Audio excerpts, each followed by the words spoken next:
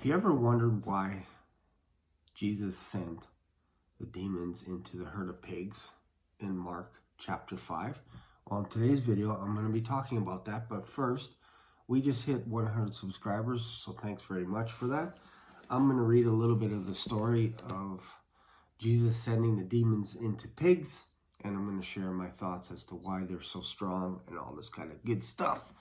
So, let's just begin. I'm not going to read the whole story, but I'll just read a little bit. So they arrived at the other side of the lake in the region of Gerasenes. When Jesus climbed out of the boat, a man possessed by an evil spirit came out from a cemetery to meet him. This man lived among the burial caves and could no longer be restrained, even with a chain. Whenever he was put into chains and shackles, as often he snapped the chains from his wrists and smashed the shackles. No one was strong enough to subdue him. Day and night he wandered among the burial caves and in the hills, howling and cutting himself with sharp stones. When Jesus was still some distance away, the man saw him, ran to meet him, and bowed low before him. With a shriek he screamed, "Why are you interfering with me, Jesus, Son of the Most High God? In the name of God, I beg you, don't torture me." For Jesus had already said to the spirit, "Come out of the man, you evil spirit." Then Jesus demanded, "What is your name?" And he replied, "My name is Legion, excuse me, because there are many of us inside this man." Then the evil spirits begged him again and again not to send them into some distant place. There happened to be a large herd of pigs feeding on the hillside nearby. "Send us into those pigs," the spirits begged. "Let us enter them." So Jesus gave them permission. The evil spirits came out of the man and entered the pigs, and the entire herd of about 2,000 pigs plunged down the steep hillside into the lake and drowned in the water. So, interesting, right? Interesting. So these demons knew who Jesus was. They called him by name. They knew who he was. So, why did Jesus send these pigs, or send these demons into pigs? Well, you have to kind of understand a little bit where demons came from.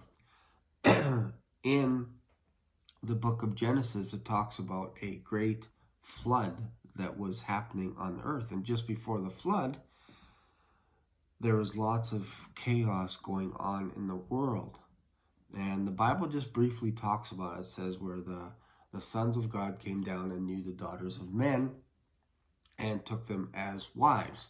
And then a little while later, it says that that man began to call on the name of the Lord. Well, if you look into this isn't just people worshiping God. This was people actually crying out to God, because what was happening back then is a group of angels took it upon themselves to take any woman that they desired as their wife. And because of doing that, they actually bore children that became giants. Some cultures, they call these titans. So these giants actually went crazy on humanity. They actually were getting humans to harvest crops for them so that they can eat the crops and eat whatever it was, sheep, goats, whatever. And when those crops would run out, these giants would begin eating people. And if that ran out in towns, if there was no more people to eat, to be eaten, they would turn on each other, fight each other, eat each other. So they'd eat animals, rape and pillage everything in sight. Like it was brutal. So as men were being eaten, ripped apart, whatever, they were crying out to God for mercy. When God saw this, he saw that the whole world had become corrupt. Their DNA was changing, all this kind of stuff. It was bad for humanity. And there was only one family that basically their DNA code, if you will, was 100% intact. So God had Noah make an ark, and then they were able to escape. So when these giants would die, their spirits would still survive on earth. Those spirits became demons. Demons are basically bodiless giants, if you will. This is why they are so strong. This man had a ton of demons in him and he was able to break chains.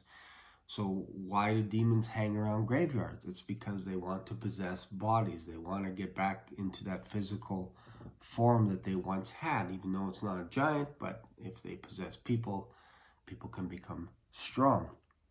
And usually what happens is if a person becomes possessed by a demon, they end up harming themselves or committing suicide, and then the spirits go on to possess someone else. So this is why I don't encourage anyone to have a Ouija board in their home.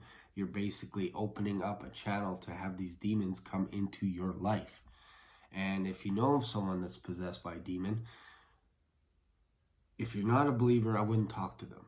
I would get a believer in Jesus to be able to get those demons out of that person. Don't go to your Catholic priest or anything like that, because it's just going to make things worse.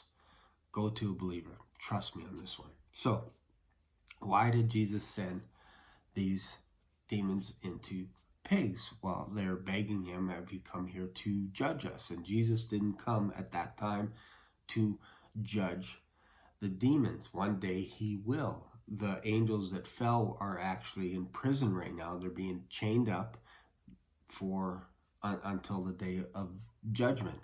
And these demons were waiting that day as well. They didn't know what time it was. And when they saw Jesus, they thought, oh man, our time is up. We're being judged.